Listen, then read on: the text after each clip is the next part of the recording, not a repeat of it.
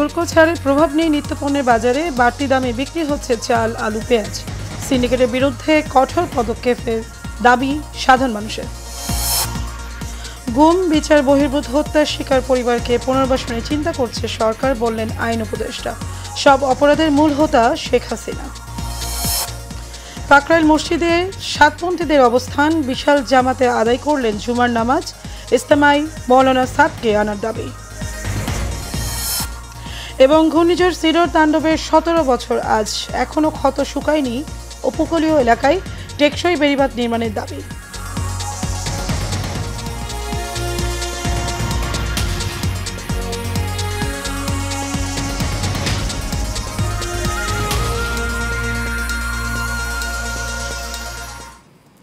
স্বাগত এশিয়ান নিউজে, আপনাদের সাথে আছে আমি মারিয়া মিকো। এতক্ষণ শুনছিলেন বিআরবি কেবল ইন্ডাস্ট্রিজ লিমিটেড সংবাদ শিরোনাম। চলে যাব পুরো সংবাদে। অন্তর্বর্তী সরকার 3 মাসের নানা সংস্কারের উদ্যোগ নিলেও নিত্যপণ্যের বাজারে মিলছে না স্বস্তি। আগের মতোই দামের উত্তাপে দিশেহারা সাধারণ ক্রেতারা। উল্লেখযোগ্য হারে বেড়েছে বেশ কয়েকটি পণ্যের দাম। 1 কেজি চালের দাম কিনতে হচ্ছে আলু। ক্রেতাদের মতে বাজারে এখনও রয়ে গেছে সিন্ডিকেটের প্রভাব। দ্রুত ব্যবস্থা নেওয়ার দাবি তাদের। আবির হোসেন ক্যামেরায় HMITUর রিপোর্ট। নিত্যপণ্যের দামের আগুনে পুড়ছেন ক্রেতারা। রাজধানীর বাজারে এখনো সরকারের বেঁধে দেওয়া দামে মিলছে না পণ্য। শুল্ক ছাড়ের পরও বেশি দামে বিক্রি হচ্ছে আলু, পেঁয়াজ। তবে কিছুটা কম সবজির দাম। বেড়েছে মাছ, মাংস আর চালের দামও। সপ্তাহের ব্যবধানে কেজি প্রতি 10 টাকার বেশি বেড়েছে আলুর দাম। আর প্রকারভেদে প্রতি কেজি পেঁয়াজ বিক্রি হচ্ছে 120 থেকে 150 টাকা দামে। যদিও সরবরাহ কমের অজুহাত বিক্রেতাদের। আলু ক্রাইসিস দেখায়, আলু বলে নাই কোলেস্টোরে, এই কারণে আলুর দাম হলো হঠাৎ করে বেড়ে গেছে। কেজিতে 10 টাকা, গত সপ্তাহে 60 টাকা বিক্রি করছিলাম, তো এই সপ্তাহে বিক্রি করতেছি আমরা 70 টাকা। আলু তো নতুন তো কেবল আসতেছে, এটা তো বাংলাদেশের মধ্যে করতে পারে না, তো ইন্ডিয়ান আলু। আলু তো ইন্ডিয়ান আলু, ইন্ডিয়া থেকে আসে, এটা ইম্পোর্টের আলু। এটা সব জায়গায় একই দাম। পেঁয়াজের দাম অনেক বেশি, আমার জন্য না সবার জন্য বেশি। 140 টাকা করে পেঁয়াজ আমরা পাইতেছি, কিন্তু পেঁয়াজ 100 ভালো পেঁয়াজ না, মানে পেঁয়াজের মধ্যে ঝামেলা আছে। প্রতি সপ্তাহেই কম বেশি চাউলের দাম বাড়তেছে। 1 টাকা 50 পয়সা, 75 পয়সা, মেবি 1 টাকা করেই সব জায়গায় আমরা পাচ্ছি। নিত্যপণ্যের দাম নিয়ে ভোক্তার আক্ষেপ নতুন নয়। অন্তর্বর্তী সরকারের 3 মাসেও কমেনি নিত্যপণ্যের দাম। এমন অবস্থায় সাধারণ ক্রেতাদের আকুতি দ্রুত বাজার নিয়ন্ত্রণে আনা। 1 কেজি আলু, 1 কেজি চাল যদি একই দাম আমরা খামু কিভাবে? আমরা তো নর্মাল পরিবারের মানুষ, কেমনি চলবো? 1 কেজি মাছ আমাদের কিনা সম্ভব না, কাজে এখন 250 গ্রাম নিছি, এটা 2 দিন চলবে, চালাই তুলবে। 80 টাকা কেজি আলু মানুষের খালে এখন বাঁচবে? হ্যাঁ, চালের থেকে আলুর দামই বেশি। নিত্যপণ্যের বাজার নিয়ন্ত্রণে মনিটরিংয়ের পাশাপাশি অসাধু ব্যবসায়ীদের বিরুদ্ধে কঠোর ব্যবস্থা নেওয়ার দাবি ক্রেতাদের। HMITU, Asian television, Dhaka. যারা গুম হয়েছে কিংবা বিচার বহির্ভূত হত্যাকাণ্ডের শিকার হয়েছে তাদের পরিবারের পুনর্বাসন এবং ক্ষতিপূরণের বিষয়ে অন্তর্বর্তী সরকার চিন্তা করছে বলে জানিয়েছেন আইন ও বিচার ও সংসদ বিষয়ক উপদেষ্টা অধ্যাপক ডক্টর আসিফ নজরুল। সকালে গুম নিয়ে অধিকারের 8ম সম্মেলনে তিনি একথা বলেন। এ সময় আইন উপদেষ্টা বলে সক্ষমতার ঘাটতি থাকতে পারে, কিন্তু আন্তরিকতা ও সাহসের অভাব নেই, এর শেষ দেখে ছাড়ব। তিনি আরও বলেন, খুনের চেয়েও খারাপ অপরাধ গুম। আর গত 15 বছর ধরে যত অপরাধ সংগঠিত হয়েছে তার মূল হোতা শেখ হাসিনা।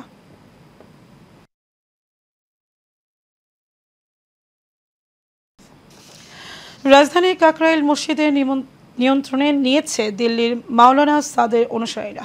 মাওলানা সাদকে বাংলাদেশে আসার অনুমতি ও প্রথম দফায় ইস্তেমা করার 1 দফা দাবির কথা জানান সাদপন্থী আমিরের সাথী মুফতি মিয়াজ বিন নূর। বিস্তারিত শেখ সোহাগের রিপোর্ট। 1 দফা দাবিতে সকালে কাকরাইল মসজিদে প্রবেশ করেন সাদের অনুসারীরা, যা সকালে 10টার মধ্যে মৎস্য ভবন পর্যন্ত কানায় কানায় পরিপূর্ণ হয়ে যায়। এর আগে জুবাইরপন্থীরা মসজিদ দখল রাখার ঘোষণা দেওয়ায় দুপক্ষের মধ্যে উত্তেজনা সৃষ্টি হয়। শেষ পর্যন্ত কোনো সংঘাত ছাড়াই আগামী 2 সপ্তাহের জন্য কাকরাইল মসজিদের নিয়ন্ত্রণ ছেড়ে দেওয়া হয়।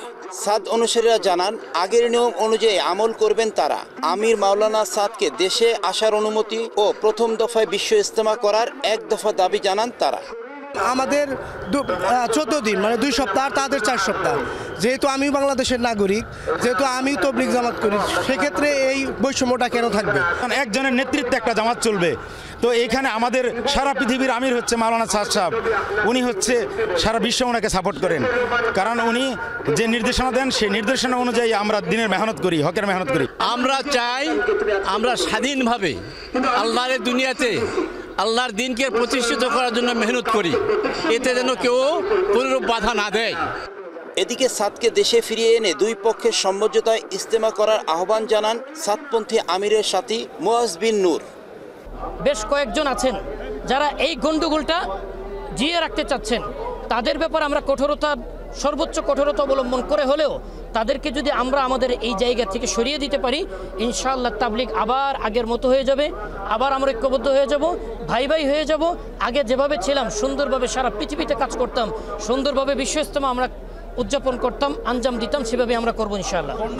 বড় জামাত নিয়ে কাকরাইল মসজিদে জুমার নামাজ আদায় করেন সাদপন্থীরা। ওয়াক্ত শুরু হওয়ার সঙ্গে সঙ্গে দুপুর 12:10 নামাজ শুরু হয়ে 12:30 শেষ হয়। শেখ সোহাগ, এশিয়ান টেলিভিশন, ঢাকা। ঘূর্ণিঝড় সিডরের 17 বছর আজ। স্মরণকালের এই ঘূর্ণিঝড় উপকূলীয় অঞ্চলকে করে দেয় লণ্ডভণ্ড, কে নিয়েছে কয়েক হাজার মানুষের প্রাণ। সিডরের এত বছর পরও এখনও সম্পূর্ণ মেরামত হয়নি দক্ষিণাঞ্চলে বিধ্বস্ত বেড়িবাঁধ। এতে চরম হতাশা আর দুর্যোগ আতঙ্কে বরগুনা সহ উপকূলীয় অঞ্চলের মানুষ। স্থানীয় প্রশাসন বলেছে বেড়িবাঁধ স্থায়ী মেরামত ও আশ্রয় কেন্দ্র নির্মাণে দ্রুতই উদ্যোগ নেওয়া হবে। প্রতিনিধি তরিকুল ইসলাম রতনের তথ্য ছবিতে বিস্তারিত জানাচ্ছেন আরভি ইসলাম হিমু। ভয়াবহ ঘূর্ণিঝড় সিডরের 17 বছর আজ, কিন্তু এখনো সম্পূর্ণ মেরামত হয়নি বরগুনা সহ দক্ষিণা অঞ্চলের বিধ্বস্ত বেড়িবাঁধগুলো।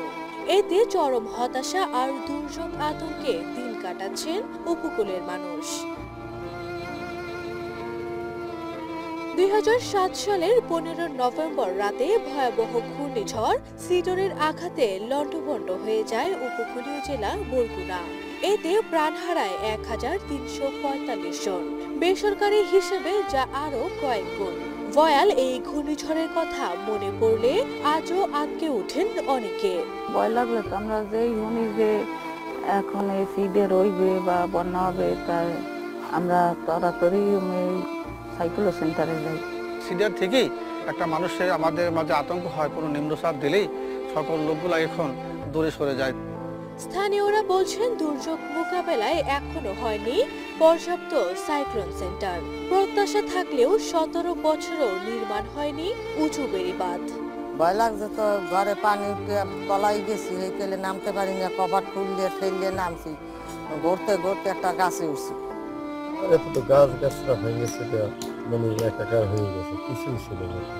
এমন বাস্তবতায় জেলা প্রশাসন বলছেন বেড়িবাঁধ ও আশ্রয় কেন্দ্র নির্মাণে নেওয়া হচ্ছে উদ্যোগ। প্রত্যেকটা সাইক্লোন সেন্টারে আমরা নিজস্ব উদ্যোগে এই 673টি সাইক্লোন সেন্টারে আমরা একটা সাইক্লোন সেন্টার ম্যানেজমেন্ট কমিটি আমরা স্থানীয় উদ্যোগে করে দেওয়ার চেষ্টা করছি, এবং সেই ম্যানেজমেন্ট কমিটিকে আমরা ছোটোখাটো একটি মত বিনিময় সবার মাধ্যমে ট্রেনিংয়ের মাধ্যমে তাদের যে দায়িত্ব এই সাইক্লোন সেন্টারগুলো রক্ষণাবেক্ষণের ক্ষেত্রে বা দুর্যোগকালীন সময় তাদের যে দায়িত্ব সেই দায়িত্বগুলো নির্ধারণ করার চেষ্টা করছি। এটা স্থানীয় উদ্যোগে করছি। বরগুনার 12 লাখ মানুষের জন্য 642টি সাইক্লোন সেন্টারের ধারণ ক্ষমতা 2 লাখ। নদী তীরবর্তী আরো 4 লাখ মানুষ সব সময় থাকেন দুর্যোগ আতঙ্কে। তাই দ্রুত বাঁধ নির্মাণের দাবি উপকূলের মানুষের। আরভি ইসলাম হিমু, এশিয়ান টেলিভিশন। 3 মাস 10 দিন পর নতুন নাম খুলল গাজীপুরের সাফারি পার্ক। পার্কের নতুন নামকরণ করা হয়েছে সাফারি পার্ক গাজীপুর। আগের নাম ছিল বঙ্গবন্ধু শেখ মুজিব সাফারি পার্ক গাজীপুর।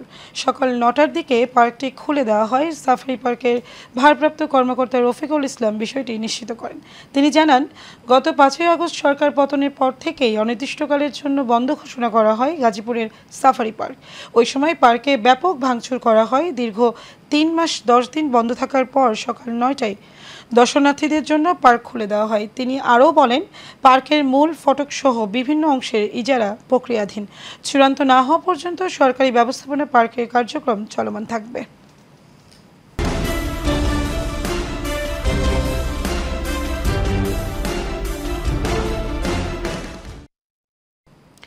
চাঁপাইনবাবগঞ্জে নিয়ম নীতির তোয়াক্কা না করে ফসলি জমিতেই ভাঙা হচ্ছে পুরাতন ব্যাটারি। রাতের আধারে পুড়িয়ে তৈরি করা হচ্ছে সীসা। ক্ষতিকর পদার্থ বাতাসে মিশে দূষিত হচ্ছে পরিবেশ। এছাড়াও ক্ষতিগ্রস্ত হচ্ছে ধান, আম সহ বিভিন্ন ফসলের। স্বাস্থ্য ঝুঁকিতে রয়েছেন স্থানীয়রা। যদিও অবৈধ ব্যাটারি কারখানা বন্ধে ব্যবস্থা নেওয়ার আশ্বাস প্রশাসনের। চাঁপাইনবাবগঞ্জ থেকে মোহাম্মদ হানিফ মেহমুদের তথ্যচিত্রে বিস্তারিত জানাচ্ছেন আরবি ইসলাম হিমু। নবাবগঞ্জ সদর উপজেলার ঝিলিম ইউনিয়নের জলাহার এলাকায় অবৈধভাবে ফসলি জমিতে গড়ে উঠেছে সীসা তৈরির কারখানা। প্রশাসনের নজর এড়াতে কাপড়, টিন ও ইট দিয়ে ঘিরে রাখা হয়েছে কারখানার আশপাশ। পুরাতন ব্যাটারি থেকে বের হওয়া অ্যাসিডের পানি ছাড়া হচ্ছে ফসলি জমিতে। এতে ফলন কমার পাশাপাশি ধানে দেখা দিয়েছে বিভিন্ন রোগবালাই ও চিটা। যে পানিটা যায় এখান থেকে, এই পানিটা আমরা মেশিনের দ্বারা উঠিয়ে আমরা জমিতে দিই। অ্যাসিড পানি যদি যায় তাহলে আমাদের ফসলের ক্ষতি হবে, প্লাস আমাদের পরিবেশের ক্ষতি হবে। অ্যাসিডের পানি এটার পানির সাথে মিক্স করে দেয়, এই যে ফসল মানে এখান থেকে চাষ হবে, এই ফসল তো নষ্ট হয়ে যাবে।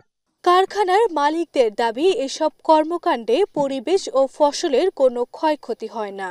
তবে এ বিষয়ে ক্যামেরার সামনে কথা বলতে রাজি হয়নি তারা।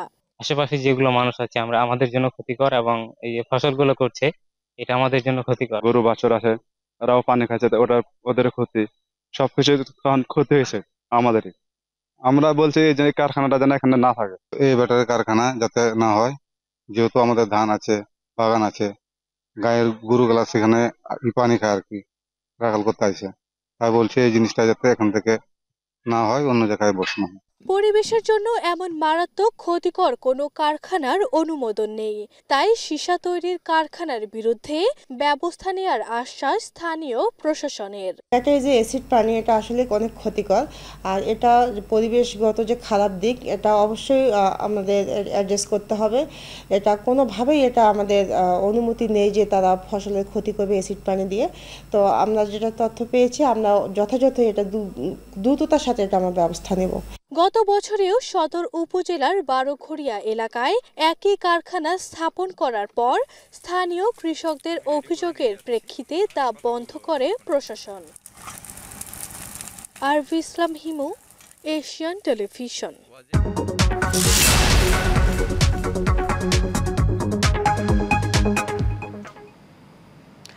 বগুড়ায় বাণিজ্যিকভাবে চাষ হচ্ছে পানি ফল। অল্প পুঁজিতে লাভ বেশি হওয়ায় দিন দিন এই ফল চাষে আগ্রহ বাড়ছে কৃষকদের।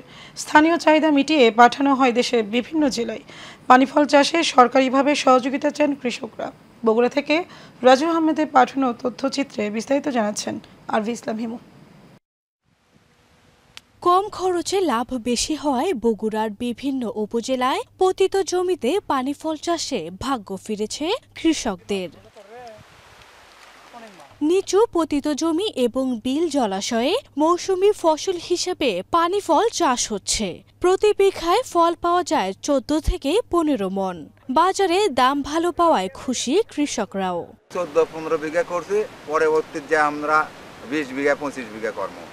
এটা করাতে ধানের থেকে ফসলের দাম বেশি, এটা লাভ বেশি। আমার ভালোই চলতেছে, 400 টাকা করে তুলছি এ যাবৎ, এখন হয়তো একটু মনে হয় বাড়তে পারে। বাজার কাঁচামাল যেটা, এটা হলো আপনার 550, 600, 700 কিন্তু হাই বাজার। আর পাকা এটা আপনার হলো 1200, 1400, নিচে 1000 টাকা। এদিকে উপজেলায় পানি ফলের চাষ বাড়াতে নানা পরামর্শ দিচ্ছে স্থানীয় কৃষি বিভাগ। কৃষি অর্থনীতিতে আমাদের অব্যবহৃত যে জমি, অতীত যে জলাশয়, যেখানে মাছ চাষের পাশাপাশি আমাদের কৃষক ভাইয়েরা এটি উৎপাদন করে তারা একটা কিন্তু বাড়তি লাভের একটা সুযোগ দেখতে পাচ্ছে তারা। অন্য ফসলের চেয়ে পানি ফল চাষে কষ্ট কম, তাই তো কীটনাশক ও সার কম ব্যবহার হওয়ায় এটি পুষ্টিকর ও নিরাপদ খাবার। আরবি ইসলাম হিমু, এশিয়ান টেলিভিশন। দেশনায়ক তারেক রহমানের নির্দেশে জনজীবনে স্বস্তি ফেরাতে ও সিন্ডিকেট রুখতে ছাত্রদলের উদ্যোগে ক্রয় মূল্যে সবজি বিক্রয় কার্যক্রম শুরু হয়েছে। ঢাকা মহানগর পশ্চিম ছাত্রদলের সাবেক আহ্বায়ক সদস্য সাইদুল ইসলাম শহীদুলের সার্বিক তত্ত্বাবধানে রাজধানীর কাফরুল থানাধীন সেনপাড়া ক্লাবের সামনে বিভিন্ন রকমের শাকসবজি নিয়ে এই বিক্রয় কার্যক্রম শুরু হয়, যেখানে বাজারের স্বাভাবিক মূল্যের চেয়ে প্রায় অর্ধেক মূল্য সবজি বিক্রি করা হয়। এশিয়ান টেলিভিশনের নিয়মিত নিউজ আপডেট পেতে ভিজিট করুন facebook.com/asiantelevisionvid এবং youtube.com/asiantelevisionvid। শেষ করবো এশিয়ান নিউজ, তার আগে বিআরবি কেবল ইন্ডাস্ট্রিজ লিমিটেড সংবাদ শিরোনাম জানাবো আরও একবার।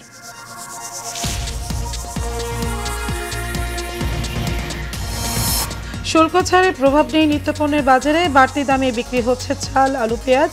সিন্ডিকেটের বিরুদ্ধে কঠোর পদক্ষেপের দাবি সাধারণ মানুষের। গুম, বিচার বহির্ভূত হত্যার শিকার পরিবারকে পুনর্বাসনের চিন্তা করছে সরকার, বললেন আইন উপদেষ্টা। সব অপরাধের মূল হোতা শেখ হাসিনা। কাকরাইল মসজিদের সাতপন্ডিতের অবস্থান, বিশাল জামাতে আদায় করলেন জুমার নামাজ। ইজতেমায় মৌলানা সাদকে আনার দাবি। এবং ঘূর্ণিঝড় সিডর তাণ্ডবের 17 বছর আজ এখনো ক্ষতি শুকায়নি, উপকূলীয় এলাকায় টেকসই বেড়িবাঁধ নির্মাণের দাবি।